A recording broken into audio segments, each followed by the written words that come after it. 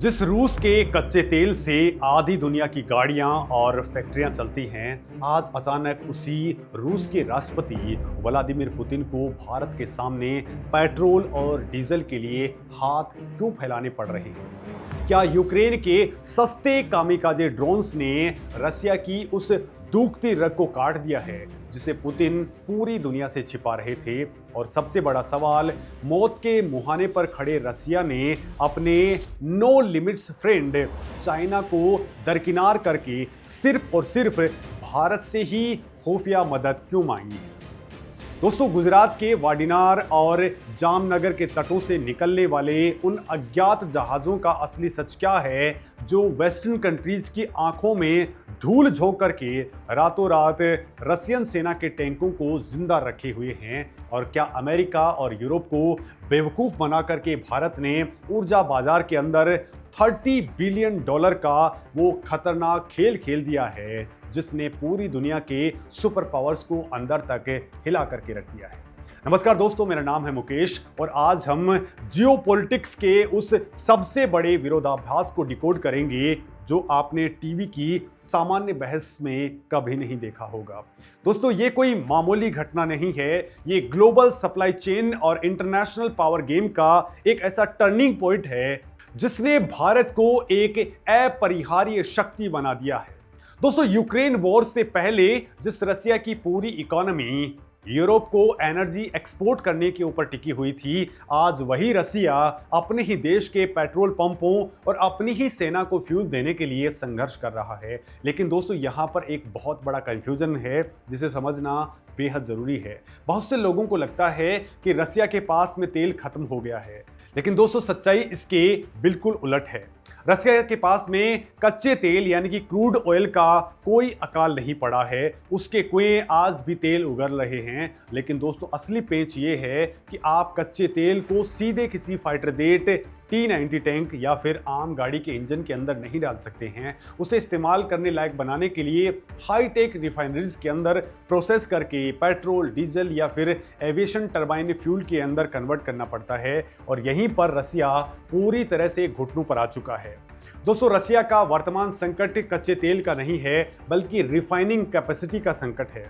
दोस्तों, अब सवाल ये उठता है कि दुनिया की दूसरी सबसे बड़ी सैन्य ताकत की रिफाइनरियां अचानक से ठप कैसे पड़ गई? तो दोस्तों, इसका जवाब 2024 की शुरुआत में यूक्रेन द्वारा अपनी वॉर स्ट्रेटजी में किए गए उस मास स्टॉक के अंदर छिपा है जिसने मॉस्को की नींदें उड़ा दी हैं। मोर्चे पर दोस्तों, रशियन सेना से सीधी और लंबी लड़ाई लड़ने के बजाय यूक्रेन की सेना और खुफिया एजेंसियों ने एक नया रास्ता चुना है। उन्होंने रसिया के इकोनॉमिक इंजन पर वार करना स्टार्ट कर दिया है। यूक्रेन ने अपने सस्ते लेकिन बेहद सटीक कामिकाजे ड्रोन्स की एक खेप तैयार की और रसिया की सीमा के सैकड़ों किलोमीटर अंदर घुस करके उसकी सबसे बड़ी तेल रिफाइनरियों के ऊपर बमबारी शुरू कर दी। दोस्तों, दुनिया के सबसे अभेद्य माने जाने वाले Russian air defence system S-400 की धज्जियां उड़ाते हुए इन ड्रोन्स ने निजनी, नोवगोरोड, रियाजान, कुइबिशेव और सिजरान जैसी प्रमुख रिफाइनरीज को आग के गोलों के अंदर तब्दील कर दिया। ये कोई छोटी मोटी रिफाइनर नहीं हैं, ये वो सेंटर्स हैं जो मॉस्को और सेंट पीटर्सबर्ग जैसे बड़े रशियन शहरों के साथ साथ फ्रंट लाइन पर लड़ रही रशियन सेना को 2400 घंटे फ्यूल की सप्लाई करते हैं। रॉयटर्स और कई पश्चिमी इंटेलिजेंस एजेंसियों के लेटेस्ट डेटा के मुताबिक इन सटीक ड्रोन हमलों की वजह से रसिया की कुल रिफाइनिंग कैपेसिटी का 15 से 20% हिस्सा पूरी तरह से राख हो चुका है। कुछ इंडिपेंडेंट रिपोर्ट्स तो यहां तक दावा करती हैं कि रसिया का 40% रिफाइनिंग इंफ्रास्ट्रक्चर इस वक्त काम नहीं कर रहा है। लेकिन दोस्तों, अगर रिफाइनिंग के अंदर धमाका हुआ है तो उसे ठीक भी किया जा सकता है, फिर रसिया ऐसा क्यों नहीं कर पा रहा? तो यहीं पर एंट्री होती है पश्चिमी देशों के भयंकर सैंक्शंस यानी कि प्रतिबंधों की। एक रिफाइनरी को दोबारा खड़ा करने के लिए जिन hi-tech turbines, complex compressors, sensors और आधुनिक कलपुर्जों की जरूरत पड़ती है, वो रसिया खुद नहीं बनाता है। ऐतिहासिक रूप से रसिया इन इक्विपमेंट्स के लिए अमेरिका, जर्मनी और फ्रांस की कंपनियों के ऊपर डिपेंडेंट रहा है।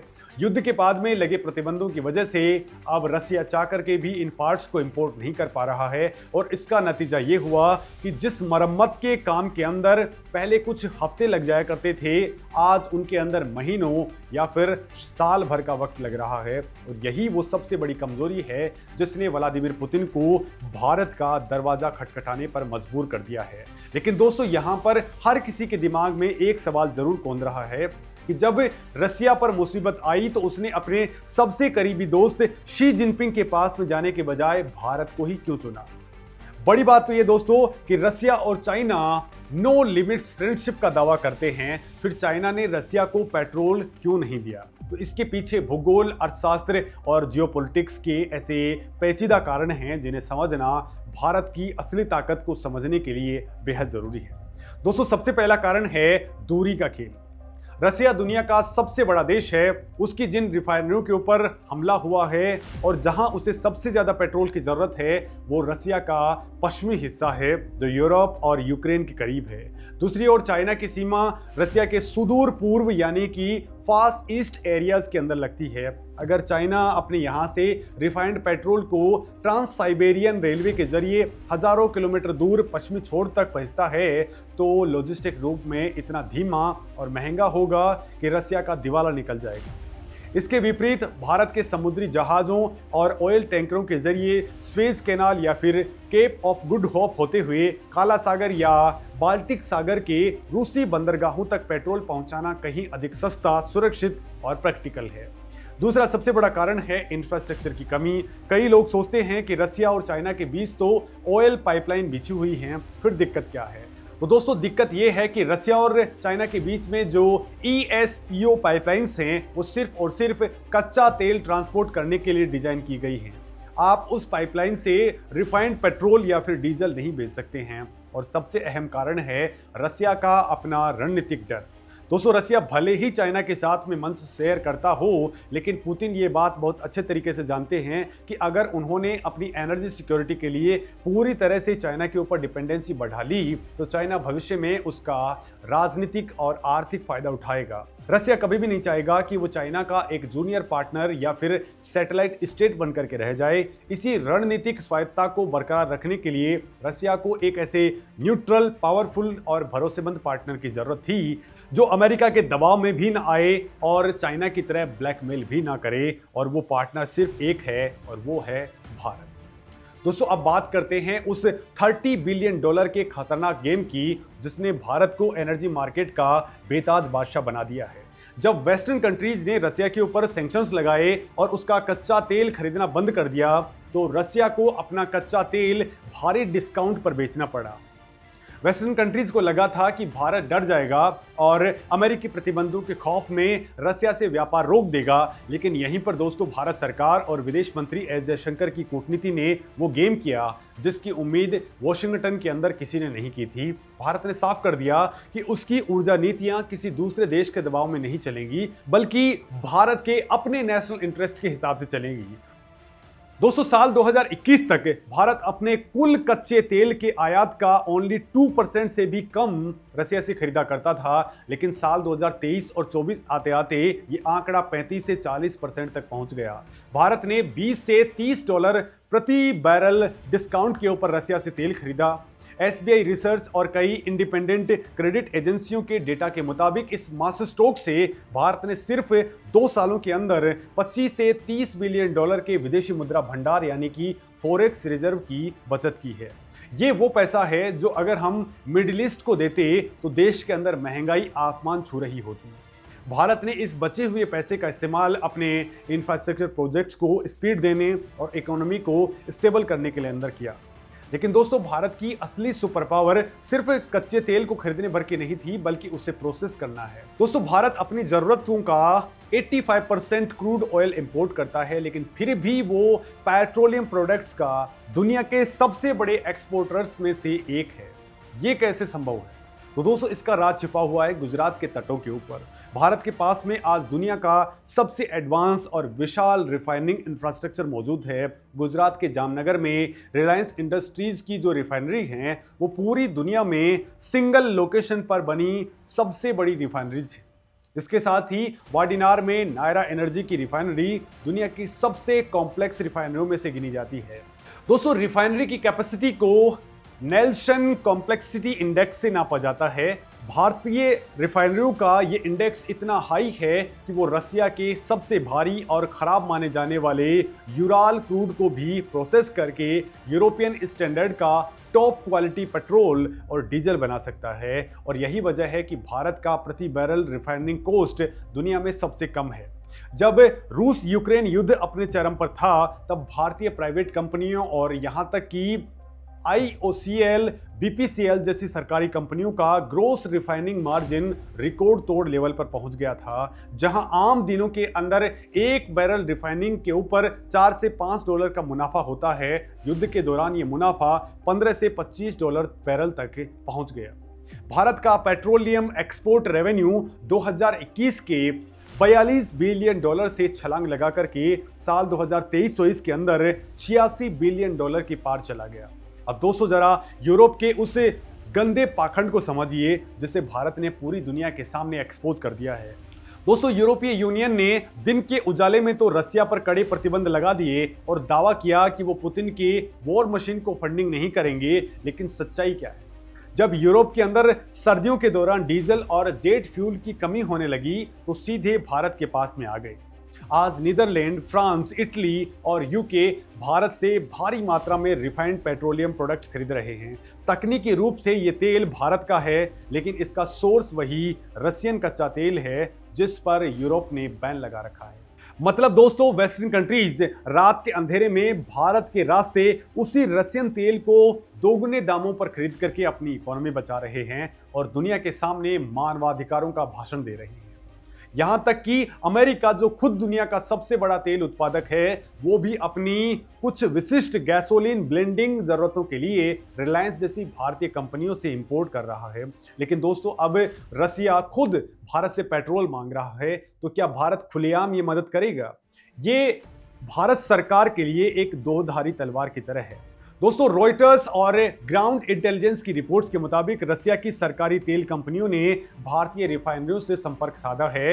यहां पर एक बहुत ही दिलचस्प कनेक्शन सामने आया है जिसे नायरा एनर्जी फैक्टर कहा जा रहा है। नायरा एनर्जी में रसिया की सरकारी तेल कंपनी रोसनेफ्ट की 49.13% हिस्सेदारी है। रसिया के लिए तकनीकी और वित्तीय रूप से सबसे आसान यही है कि वो अपनी आंशिक हिस्सेदारी वाली भारतीय कंपनी से रिफाइंड पेट्रोल वापस ले। इसे क्रूड ऑयल का रिवर्स फ्लो कहा जाता है। दोस्तों भारत कच्चा तेल ले रहा है, उसे अपनी रिफाइनरी के अंदर पेट्रोल बना रहा है और वापस रसिया को भेज रहा है। और ये काम सीधे तौर पर नहीं बल्कि UAE और सिंगापुर में बैठे इंटरनेशनल ट्रेडर्स के जरिए किया जा रहा है ताकि पश्चिमी प्रतिबंधों का कोई उल्लंघन ना दिखे। भारत की सरकारी तेल कंपनियों के लिए सीधे तौर पर रसिया को पेट्रोल बेचना थोड़ा मुश्किल काम है। दोस्तों इसके दो बड़े कारण हैं। पहला, भारत के अंदर ही अपनी घरेलू मांग बहुत बड़ी है। कृषि, ट्रांसपोर्ट और इंडस्ट्री के लिए हमें खुद भारी मात्रा में पेट्रोल और डीजल चाहिए। सरकारी कंपनियों की पहली प्राथमिकता देश के पेट्रोल पंपों को चालू रखना है। और दोस्तों दूसरा कारण है, अगर भारत सरकार से सीधे जुड़ी हुई कंपनियां खुलेआम रशियन सेना को तेल बेचेंगी तो अमेरिका और यूरोप की तरफ से भारी कूटनीतिक और आर्थिक दबाव आ सकता है। भारत की विदेश नीति हमेशा से रणनीतिक संतुलन की रही है। हम रसिया के साथ में अपनी ऐतिहासिक दोस्ती निभा रहे हैं, लेकिन हम पश्चिमी देशों के साथ में अपने ट्रेड और डिफेंस टाइज को भी खतरे में नहीं डाल सकते हैं। भारत के पेट्रोलियम मंत्री हरदीप सिंह पुरी के बयान इस कूटनीतिक संतुलन का हिस्सा हैं, जहां वो स्पष्ट करते हैं कि सरकारी कंपनियां सीधे तौर पर रसिया को तेल नहीं बेच रही हैं, लेकिन इंटरनेशनल ट्रेडर्स भारतीय रिफाइनरियों से तेल खरीद करके उसे रसिया पहुंचा रहे हैं, जिस पर रोक लगाना संभव नहीं है। ये पूरा घटनाक्रम सिर्फ तेल के व्यापार की बात नहीं है, ये इस बात का सबसे बड़ा सबूत है कि 21वीं सदी के जियोपॉलिटिक्स के अंदर पावर सेंटर अब पश्चिम से शिफ्ट होकर के पूर्व की तरफ आ चुका है। जो रसिया कभी दुनिया को अपनी शर्तों पर ऊर्जा बेचा करता था, उसकी सप्लाई चेन आज एक छोटे से देश के ड्रोन हमलों से टूट चुकी है। और जो भारत कभी कच्चे तेल की कीमतों के सामने लाचार नजर आता था, आज उसी भारत की रिफाइनरियां पूरी दुनिया की इकोनॉमीज का इंजन बन चुकी हैं। दोस्तों, मोदी सरकार की विदेश नीति ने यह साबित कर दिया है कि अगर आप अपने राष्ट्रीय हितों के ऊपर मजबूती से टिके रहें तो बड़े से बड़े सैंक्शंस भी आपका रास्ता नहीं रोक सकते हैं। आज भारत सिर्फ तेल का खरीदार नहीं है, बल्कि ग्लोबल एनर्जी आर्किटेक्चर का वो किंग मेकर बन चुका है, जिसके बिना ना यूरोप अपने ट्रक चला सकता है, ना अमेरिका अपने ब्लेंडिंग टारगेट्स पूरे कर सकता है, और ना ही रसिया अपनी सेना को फ्रंट लाइन पर टिकाए रख सकता है। दोस्तों, आपको क्या लगता है? आपकी राय कमेंट सेक्शन के जरिए जरूर दें कि क्या हमें रसिया की मदद पुरजोर तरीके से करनी चाहिए, और इस मामले में आप क्या कुछ सोचते हैं? कमेंट के जरिए जरूर बताएं। नमस्कार दोस्तों।